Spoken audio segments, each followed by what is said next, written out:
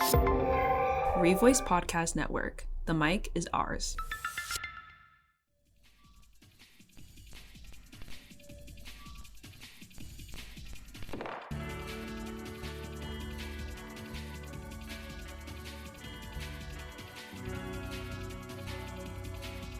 Welcome back to the Bad Attitude Podcast, where we document the creative prowess behind local VCU artists. I'm your host, Brett Coleman, and this week we'll be chatting with Wedge and Wire.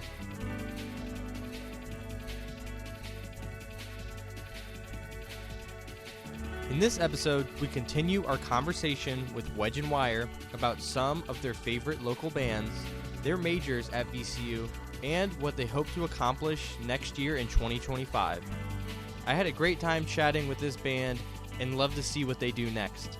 Sky, Kira, and Graham all together are really building something special through their band Wedge and Wire. Please enjoy.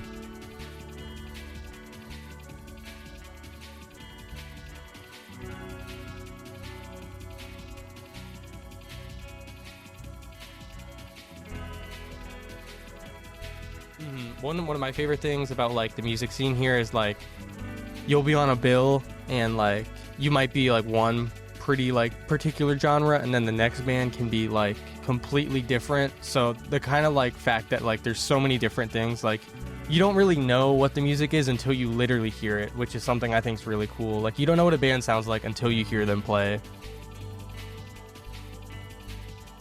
And when you look at your time as a group, you guys have been together for a year and change now.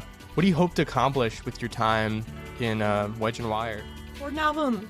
We've been meaning to do that forever. Like we have one single out on Spotify. It's our Andrew song. It's been on there forever, and we need more material. Everyone keeps asking us, and we've been meaning to do that for forever. And I guess like now that we have like an actual secure Wedge and Wire headquarters, we can like finally like sit down and record some stuff. So hopefully that'll be out. I know recording is such a hard process. We're trying to record, but it's really hard for us because we have like so many songs that like just like don't really fit together, so we're like trying to find a way to like put them out as separate projects, which is something that's fair. That's kind of the art when it comes to recording records is, you know, you don't just want to record a record that's 10 songs or whatever, or like a collection of 10 singles. You know, you want to write a record that is one cohesive thought and has something to say. Yeah. Because like for us, we're thinking of dropping, instead of like one big album, we're thinking of doing like various, like a few, maybe 3, 4, possibly 4 would be a lot, but maybe like 3 EPs that all kind of have like the same vibe going,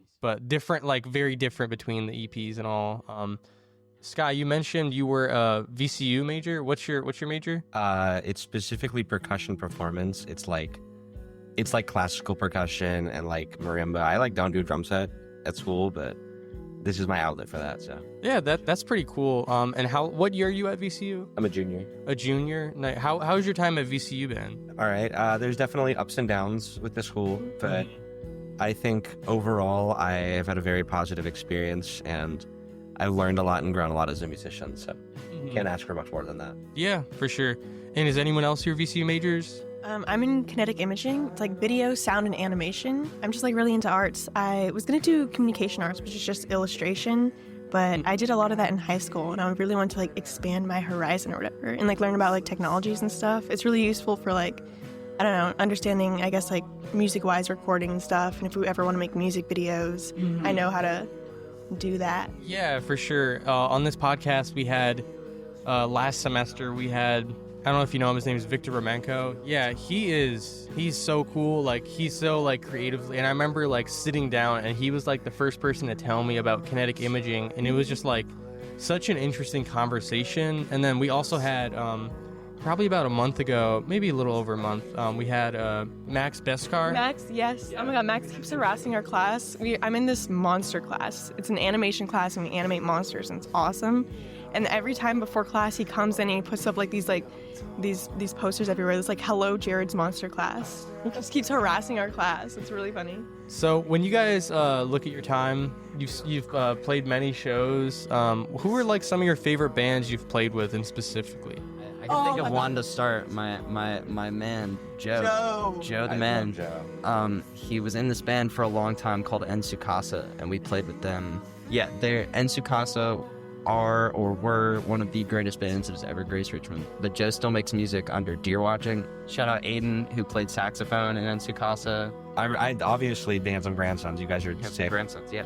Played with the Glares several times. Mm-hmm. We've been hanging out with them for a while. They're really good. Their drummer Noah is one of the greatest drummers I've ever met, and Nixie is she's super young, but she's an incredible songwriter. When bands like put so much into their performance, especially live, it can like really be that like deciding factor in like seeing them live. And when you look back at some of the bands you've played, are there any like other bands that you'd possibly like to play with in the future that maybe are like bigger than you guys, or just would like to play a show with in the future? I don't know. There's a lot of people I'd love to play with again, but I can't name a lot of people I've seen that like I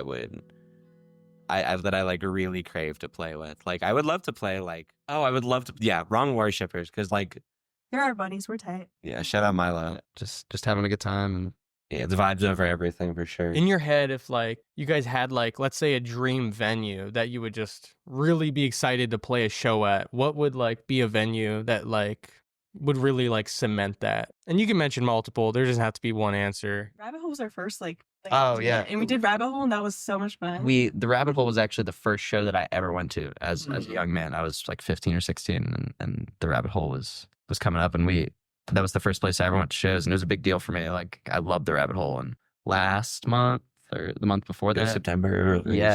we played there. And when you guys think of your music, why should people listen to Wedge and Wire and your music? You shouldn't. Yeah. No, I mean, I don't know. I feel like I don't know if we make music just like for people to listen to. We just make it because it's fun and awesome. I don't know. If you want to listen to our music, it's totally your prerogative, but I'm doing it because I enjoy the creative process. And I think that's how most of us feel. Yeah, I think it's you should listen to Wedge and Wire because like maybe we have a story to tell, or like maybe we don't, but like You should listen to Wedge and Wire to like get some insight on who we are and what we are. If you want to hear what you have to say, you're welcome to listen. No pressure. Yeah, you guys are saying like it's just that creative outlet, and I totally get that. Just having that creative outlet and just doing it and going for it, it's like really rewarding creatively. So do you guys have any socials, or where can we follow you at? Follow us at Wedge and Wire on Instagram. Wedge and Wire's on Spotify and YouTube and Bandcamp. Are there any like big goals you hope to accomplish in the coming year of 2025? I know you guys said record an album is that one, but is there really anything else you guys could think of? I think just like doing like a small little like Virginia tour, like Virginia Beach, Charlottesville, maybe. Yeah, something. it'd be cool to play some shows a little further afield. It'd be cool. Like I'd love to work with some other people. And then this will be the last one, and then we'll send it off. What is your favorite part about being in Wedge and Wire? Family, I guess, honestly. Just like having some siblings to hang out with and jam with, people who are like interested in the same stuff you're interested in. Or even like people who will tell you like, no, this doesn't sound good, like you should try this instead. Like I think we also all help each other grow, and it's cool to like sort of like grow up with each other. Very well put. That's exactly how I feel. Yeah, no, and it's so nice to. I feel like the best part is just being able to bring people together and like play shows and stuff, put that stuff together and have like a space for art to happen. Like a space for creativity to happen and to tell stories and to meet people and to chat. Like I think that's beautiful. I think that's kind of like why we do it. Thank you so much, guys. I really appreciate it. Yes, sir. Thank you for having us.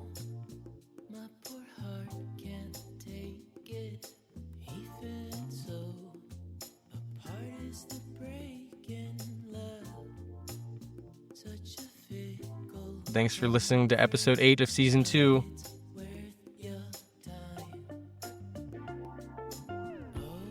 Thanks for listening to Bad Attitude. Bad Attitude is a product of VCU's Revoice Podcast Network. Bad Attitude is run by host and sound editor Brett Coleman and producer Abby DeCandia. Please stay tuned in the coming weeks for a special episode with local DJ and social media icon Shart Chan. While you're at it, go check out Common Talk and Podline for more Revoice content. Thank you so much. This is